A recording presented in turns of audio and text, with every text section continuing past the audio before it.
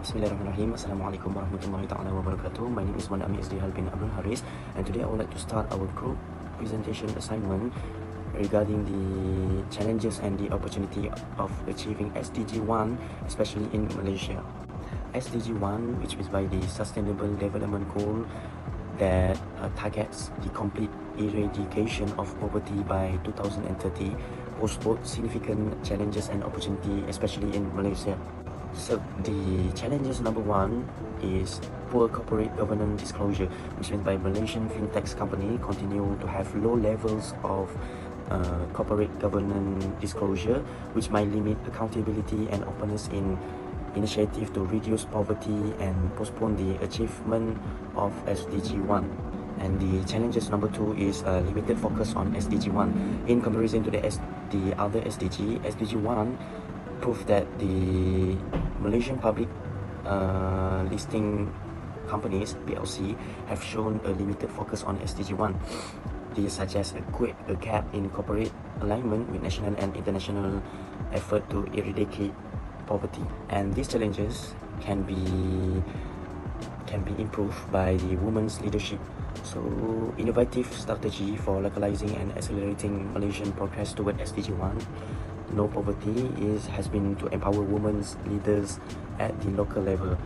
And the opportunity number two is integrated reported, which is one efficient yet underutilized strategy for Malaysian firms' effort to reduce poverty. SDG 1 is high quality integrated reporting. II frameworks allows business to show how their operation and investment support socio-economic development by going beyond conventional financial disclosure to include environmental, social, and also governance (ESG) implication. Assalamualaikum and good afternoon. My name is Muhammad Nasif Farhan, and today I'll be explaining on contributions to SDG 1, no poverty in Malaysia. Well, Malaysia is working hard to end poverty by 2030 through different efforts.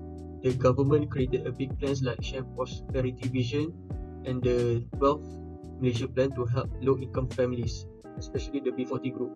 And one important tool is IKASE. IKASE is a system that tracks over 500,000 poor families so they can get the right support. Based on the SDG data, our poverty rate is in 2022 is 5.6%, but it's worse in rural areas, 9.4% compared to 2.8% in cities. States like Sabah and Kelantan have the highest poverty levels, with Sabah at 19.3%. As you can see on the slide here, many NGOs and community also help by providing food, shelter, education. For example, Epic Homes (EPIC) build safe homes for poor families. Lastly, business in Malaysia are doing their part too. They help by offering job training and internet access and follow ESG goals to support society. Together, this effort shows how government, community, and companies are working hard toward SDG ending poverty in Malaysia. That's all for me. Thank you. Next, recommendation to help Malaysia end poverty by 2030. Engineers can use smart and simple solution. First, we can build basic smart system in rural areas like solar panel and clean water filters to give people a better quality of life.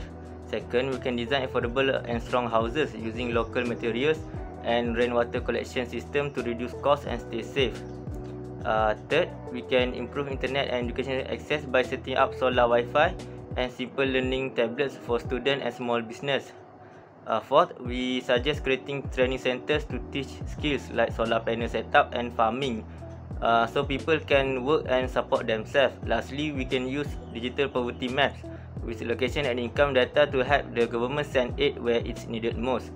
These ideas can help reduce poverty and give people more chances to grow and succeed. My name is Muhammad Syafiq Ahmad Zahir. For conclusion, ending poverty by 2030 is possible, but challenges like income inequality, rural underdevelopment, and lack of digital access must be solved. Success depend on collaboration between individuals, NGOs, businesses, and the government. Reaching SDG 1 needs more than just money and policies. It also requires ethical, inclusive and innovative engineering.